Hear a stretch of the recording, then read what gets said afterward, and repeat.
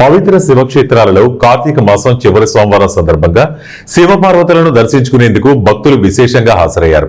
వైఎస్ఆర్ కడప జిల్లా బద్వేలు పట్టణం రూపరాంపేట శివాలయంలో కార్తీక చివరి సోమవారం సందర్భాన్ని పురస్కరించుకుని ఆలయ ధర్మకర్తలు భక్తుల సౌకర్యార్థం ప్రత్యేక ఏర్పాట్లు చేశారు. దర్శనానికి వచ్చిన భక్తులను ఆలయ పూజారులు ధూపదీప నైవేద్యాలతో పూజలు చేసి ప్రసాదాలు పంచిపెట్టారు. శివపార్వతులకు పూజల అనంతరం గత 25 సంవత్సరాలుగా అన్నదానం చేస్తున్న తుంగావారి కుటుంబం ఈ సంవత్సరం కూడా తెలుగుదేశం పార్టీ సీనియర్ నాయకులు 15వ వార్డు ఇన్ఛార్జ్ తంగా బాలరాజు యాదవ్, తంగా భాగ్యమ్మ దంపతులు మరియు తంగా లక్ష్మమ్మ ఆధ్వర్యంలో శివాలయంలో భక్తులకు అన్నదాన కార్యక్రమం ఏర్పాటు చేశారు.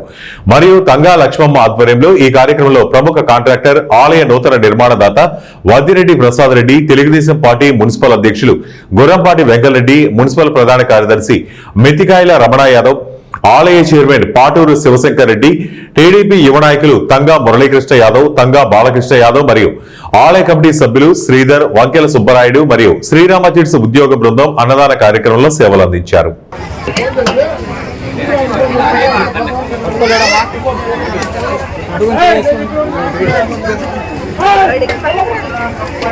ఎండోమెంట్ ఈసీ కర్నూలు నుంచి ఇక్కడికి వచ్చి పర్యవేక్షించడం జరిగింది. ఇక్కడ ప్రత్యేకంగా ఏమైనా నిధులు కావాలంటే గవర్నమెంట్ ద్వారా కనుక చిచ్చేదని కనుక మన మినిస్టర్ ద్వారా మన జగదీశ్వర గారు ప్రయత్నం చేస్తున్నారు. అట్లా ఎండోమెంట్ ద్వారా కానీ ఇట్లా ప్రసాద్ చేయడం కానీ రూపరంపేట శివాలయం మటుకు బ్రహ్మాండంగా అభివృద్ధి చెందుతుందని ఆశిస్తున్నాం. బద్వేల్ మున్సిపాలిటీ పరిధిలో రూపరంపేట శివాలయం ఎన్నో ఏళ్ల చరిత్ర కలిగిన శివాలయం ఇక్కడ. మరి ఈ శివాలయం అంచెలంచెలుగా ఈరోజు బ్రహ్మాండంగా అభివృద్ధి చెందినది. మరి ఈరోజు పోయిన పౌర్ణానికి కనుక గిరి ప్రదర్శన చేయడం జరిగింది. ఇక్కడ ఎన్నడూ లేని విధంగా బద్వేలో తొలిసారిగా గిరి ప్రదర్శన పెట్టడం జరిగింది.